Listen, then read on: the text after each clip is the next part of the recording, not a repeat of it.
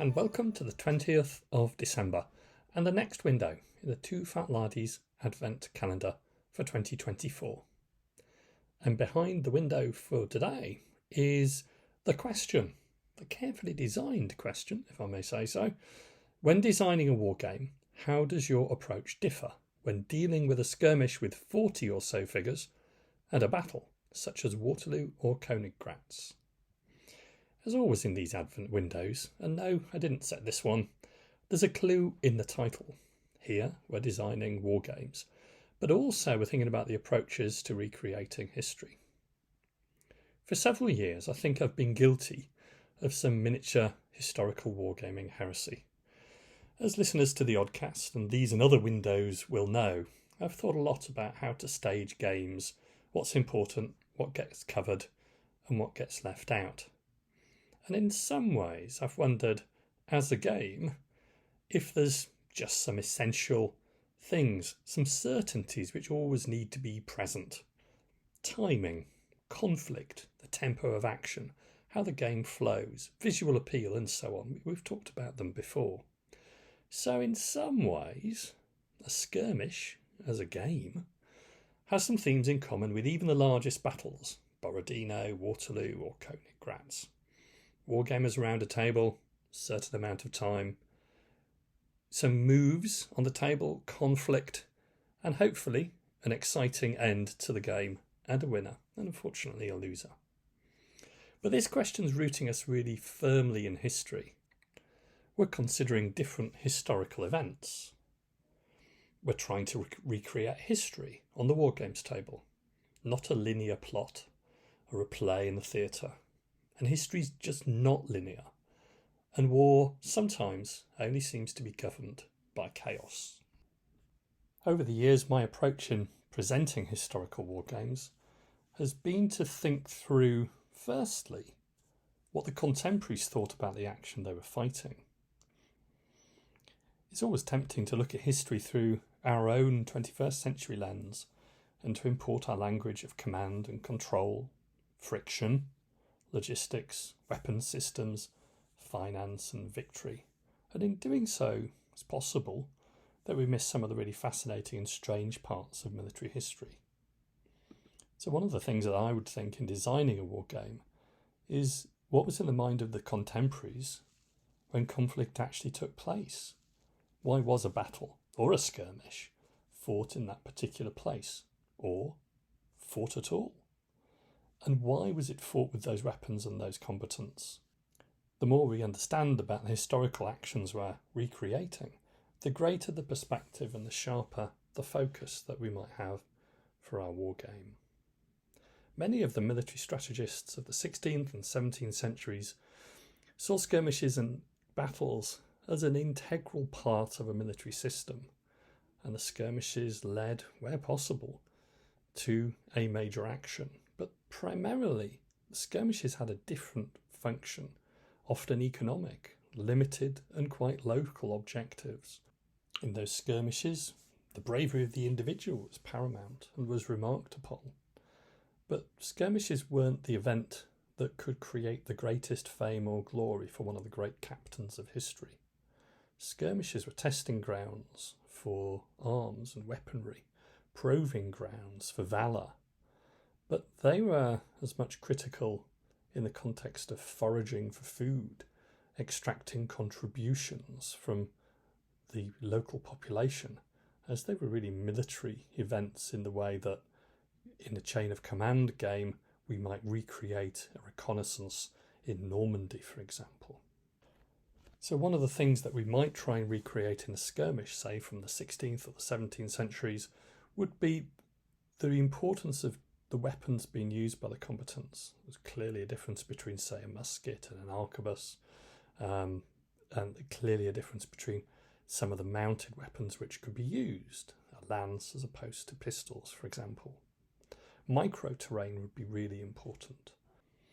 And our communication systems would be fairly critical, which in the 16th and 17th century might possibly be a trumpet, but more likely might be the human voice. By contrast, a battle looks really different. There we are dealing with things which to the 21st century eye look familiar.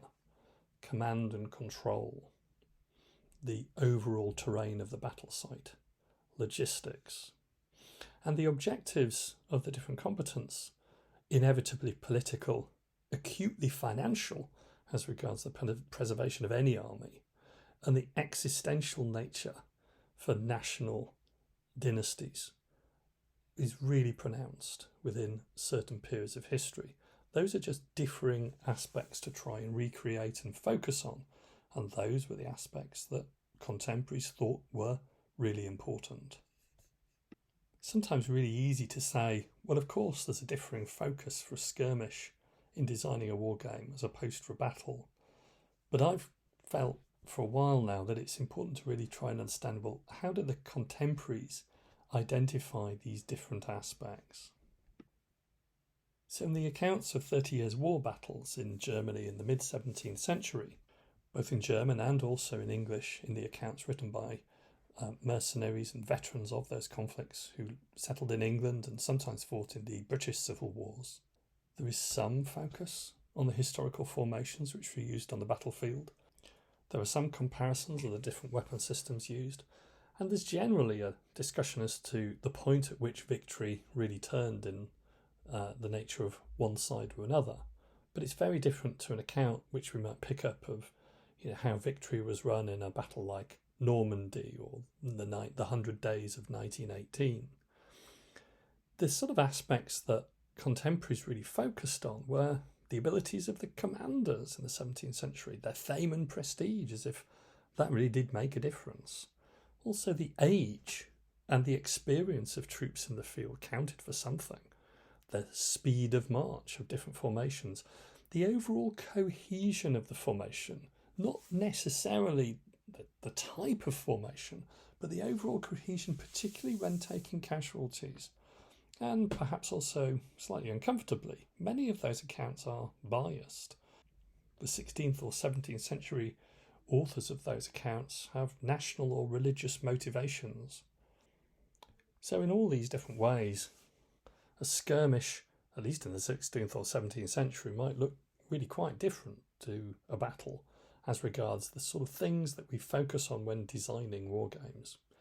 Maybe that's the answer, but I'd just like to leave you with a couple of slightly different, interesting hybrids which I've personally struggled with over the years. The first is trying to integrate the immediacy of a commander in battle, to try and match up on the wargames table that individual's sense of personal threat or danger with their controlling role as a commander. And here I'm thinking of battles where commanders were near enough to the action to be in real physical danger. So Henry V at Agincourt, Gustavus Adolphus at Lutzen, William III at the Boyne. Okay, you get the idea. There's probably a good historical war game in there somewhere that at some point within the action where the commander is commanding the army, the scale of the war game changes and becomes much more immediate for the commander as the commander focuses on his immediate preservation faced with the threat and danger of becoming nearer the line. I've never done it, but I certainly would like to try that in a war game at some point. The second thought is a little bit away from Waterloo and Königgrätz to naval wargaming. I always think that, especially in the First and Second World Wars, naval wargaming, certainly the games I've played in, seems to often focus on the abilities of ships to perform under fire as individual ships, and not generally as part of a formation. I'm sure there's exceptions like torpedo boats and destroyers. And I'm sure there's rules that buck that trend, but I'm not sure how many naval rules simulate a fleet action with squadrons moving and taking damage as squadrons instead of as individual ships. There's a connection between naval skirmishes and the performance of individual ships that just seems hard to shake when we try and recreate Tsushima or Jutland. I'm not sure of the answer in that regard, but I do know that that's a question I'm very keen to explore more about in 2025.